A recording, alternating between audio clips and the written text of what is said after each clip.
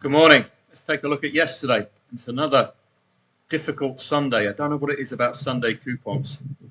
They just tend to bring the worst out of these shortlisted teams. So if we go through our shortlist yesterday, Club Brugge, no trade yesterday, absolutely dominant force. Copenhagen did concede the first two goals. That was the entry point. Keep your liability as low as possible. They got a goal back, but that was scant reward. Don't forget, when you're laying and backing at shorter odds, you don't need a full liability, of course, do you? It's the whole point of getting involved at 0-2. It doesn't cost you much. For me, it would be a liability of 10, 11 quid. You still get a decent return. Midtjylland, post-Europe and away from home. Not a banker, but deserving a second glance. They did get a 1-1. They did score first, Midtjylland. Mets, well, we were just very, very unlucky. Talk about it all piling in on a Sunday. It was a VAR goal in the Rennes match, and it was one of those goals where for 2 or 3 minutes you could cash out, nail that profit. 89th minute goal, 92nd minute reversed. Absolutely gutted. With the right team throughout here, absolutely superb performance from the 25 shots. Everything, ticking every box. 1.49 XG. Just that Sunday blues, I think, for Rennes. As for Olympiacos, failing to score in a battle of the top three in Greece. Olympiacos failing to score, PAOK losing. All of these at 1.13 or lower odds. Como, another banker delivering. That's the kind of side we want to see, but didn't give us an angle in. Atalanta, did they get the win yesterday? Was there a trade? No, there wasn't. I think they scored first against Verona. Roma could have laid that draw second half, but the way Sunday was going, I daren't make a move, to be honest, because as soon as I set foot into this one, it led 0-0. So the bankers performing generally okay. Inter away at Fiorentina. I don't know the result of this one. Let's have a look. 1-1. Now, did the Viola score first or did Inter score first? No, Inter scored first, so not really a trading angle for me there. That's the kind of banker we're looking for, isn't it? Lech Poznan to Milica. That kind of emphatic performance. Champions League place, qualifying place with a win today for Sporting Lisbon. I think they did the job. But again, no trading angle. They were all scoring first. Another 4-1 emphatic victory for Sporting. So it's a good shortlist, but far too many first-time scorers. Celtic must win, with Rangers and Hearts winning yesterday. We got out of this one unscathed. So I was delighted with that kind of a play.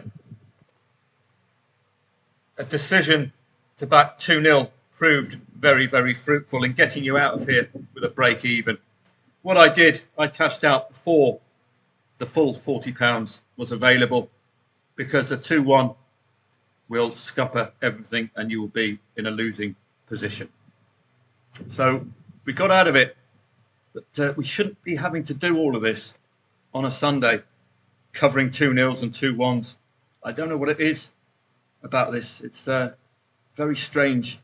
2 consecutive Sundays, the teams just don't turn up. You've got to be ever so careful. Just the 1-0 win for Barcelona. Some of this, again, is post-Champions League, pre-international break, I think. Some of the fatigue there. Winter Tour, lost. So the bankers list yesterday, I thought it was okay. Not bankers, but on the watch list. Made that play, didn't profit from that. Very, very unlucky with this Mets one, of course. Didn't get involved with the Greeks, thankfully. And just the reliables scoring first too often, which was a pity. And elsewhere, the likes of Tottenham, Nottingham Forest, Lane Forest at 1.13. I thought that was extremely good value, to be honest. Plenty of time left in the match. I would have put it at about 25, 30 minutes. Really good value, entry points, and low liability. If we're not going to be winning on a Sunday, let's make sure that we're as short, or these liabilities are as low as this. Or at least we've got some solid insurance cover. Even looking at getting a 1.11 shot, backing a 1.11 shot at very, very short odds. Or laying the draw at 1.09 for Olympiacos to win. Had to win with the top three in Greece on 57. So you see, another liability hit there. None of your Dortmunds yesterday was there.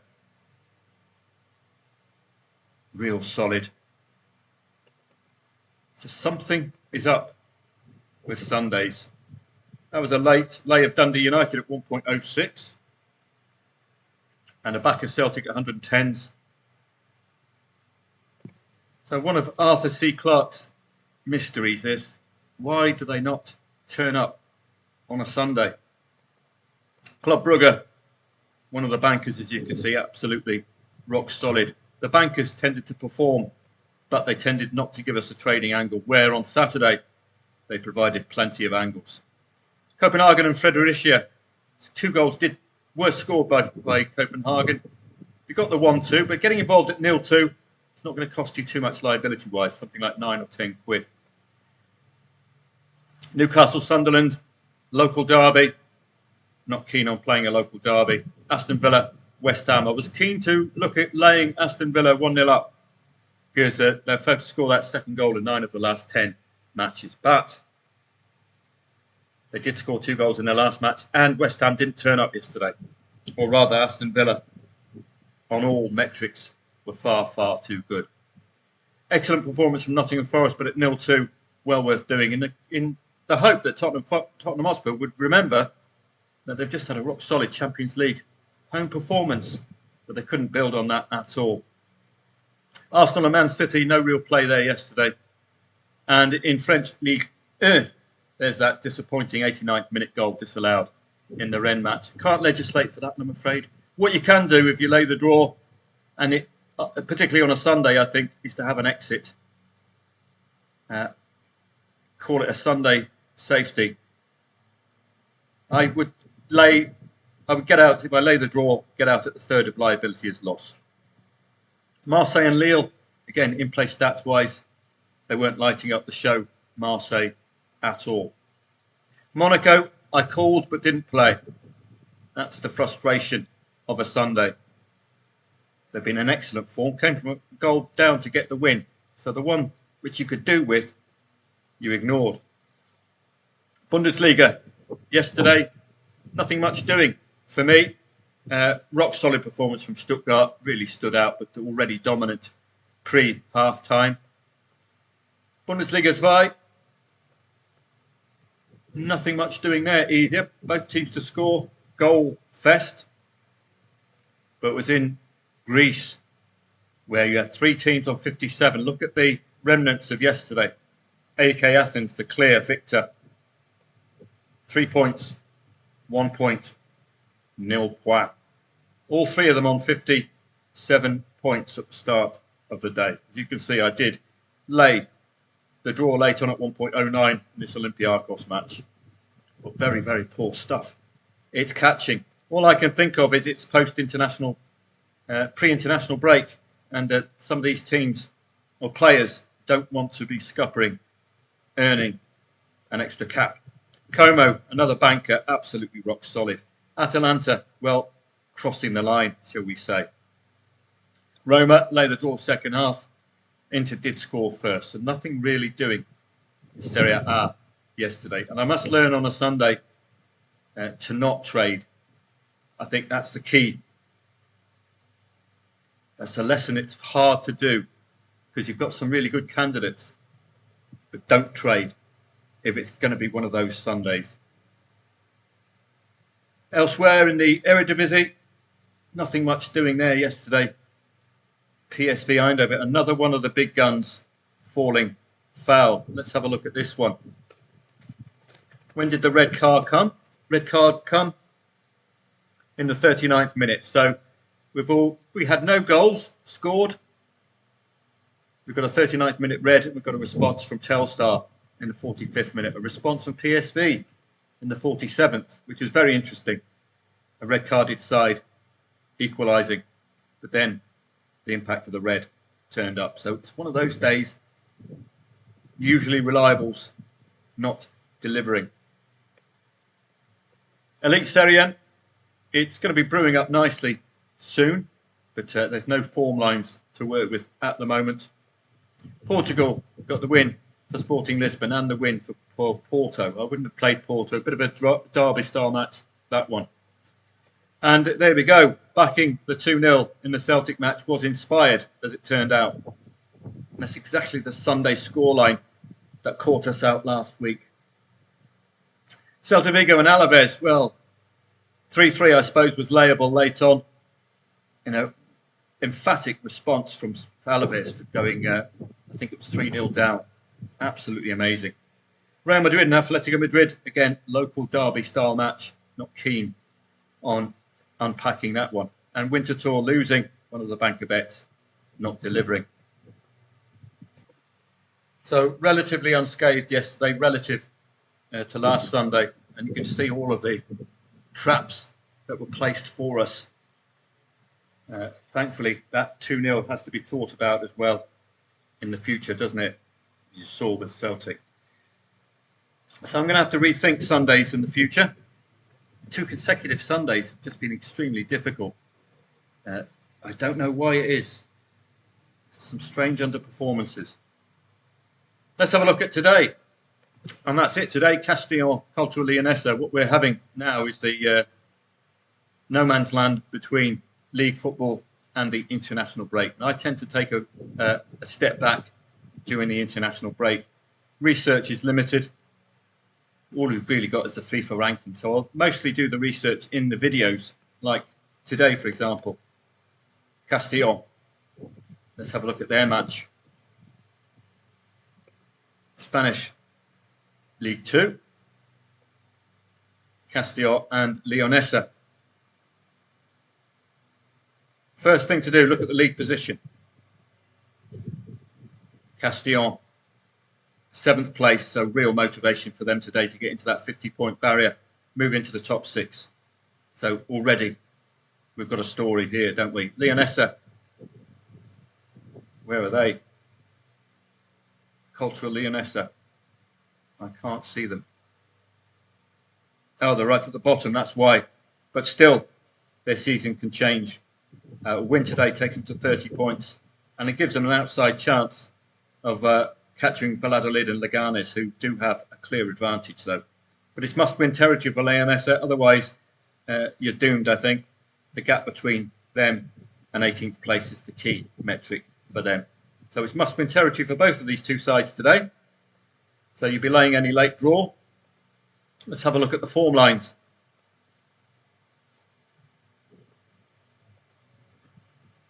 Already far too much red for Leonessa, isn't there?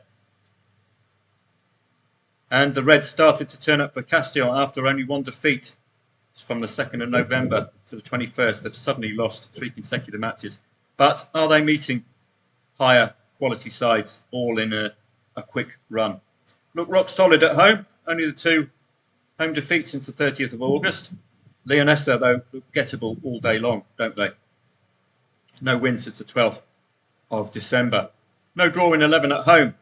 So remember that. If it's a draw late on. Scored in the last 9 at home. No win in 13 for the away side. And looking at Castillon. 3 defeats at home. 2 of them were 1-0. That's well within our scope of covering. If Leonessa score first, based on what we're seeing from Castillon, Leonessa, their only chance of a win could be a 0-1 if they score first. But their record against the top 7 isn't that sharp, conceding 2 goals at least.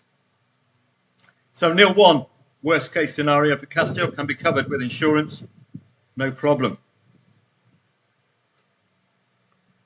And looking at the scores, the last 15 minutes for Castillon could see them get themselves out of jail if they need to, particularly with 11 goals conceded for Leonessa in the last half hour. So it's going to be a quiet week, relatively. Look at Tuesday. I won't be staying up for these matches at all. 3 matches only at 7:45. No, thank you. League One, League Two, 2.55 the favourite. And the Scottish Championship, 2.3 the favourite. Tuesday makes little appeal. Wednesday, again, we've just got the start of some international matches. Thursday's normally when it kicks off. And this is World Cup Qualifiers, so you can bet they're going to be fully wound up, that's for sure. The key metric is the FIFA World Rankings. That's the key form line in World Cup Qualifiers or World Cup matches. It's the one method you can use to give yourself a handle. So we're playing European matches, so we can go to the European zone here, UEFA, and that gives us a look at the likes of Turkey and Romania. You can see a visualization of the gap between the sides. Turkey, oh, they're spelt differently, so try an RK. There we go, spelt differently. 25th in the world rankings for Turkey, playing Romania, 49th. So you've got a clear visualization there with the differences. Czech Republic and Ireland, Denmark, North Macedonia, that should be banking material. Italy, Northern Ireland, well, Italy have had real trouble qualifying for the World Cup of late, haven't they? So expect them to be fully wound up. We can have a look at the rankings difference for these two. Italy and Northern Ireland, 12th. Northern Ireland 69th. So you can see there's quite a clear difference between these two sides.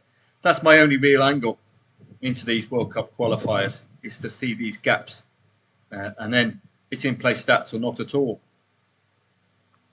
We don't have any form lines coming into this. These two sides will rarely meet each other. It's extremely difficult to unpack unless you have those FIFA World Rankings. And on Friday, we've got the under-21s. Can provide a trade or two, but liquidity is a sometime issue. Irish First Division might get a look in. We're getting a few matches under our belts. It will be, I think, Saturday where we get the next set of qualifiers. And we get League One and League Two, so that's something for me to work with on Saturday, so that's good. But no international football is there on a Saturday. I'm going to see if I can put together some tutorials for tennis over this international break. Give you something to think about for the summer. Tennis 24 is your go-to, really. It's got everything you need. Pre-match odds.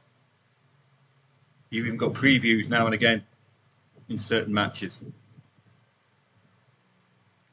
So plenty going on there. We're going to get Monaco coming up with us soon. We're going to get to the European stint, and that's the start of Grand Slam tennis. Monaco, all the way to Italy, to Rome, Barcelona, Madrid, all throughout Europe, Germany, heading off to Wimbledon, and then heading off to the French Open. Was it the French Open first? Clay first, and then Wimbledon, and then US hard. So you've got the quality beginning now. So I'm going to see if I can put together some ideas about entry points and exit points for the tennis. If we can find ourselves a blueprint to use, for example, you've got a 1.22 favourite. If they lose the first set, immediately back them, that kind of thing. 4-1 scorelines, 5-2 scorelines can be changeable scorelines as well. So there's plenty for me to look into the tennis. I'll be doing that for you over the coming international break. Have a great day. I'm getting a bit scared of Sundays now. Maybe go to church instead of trading on a Sunday.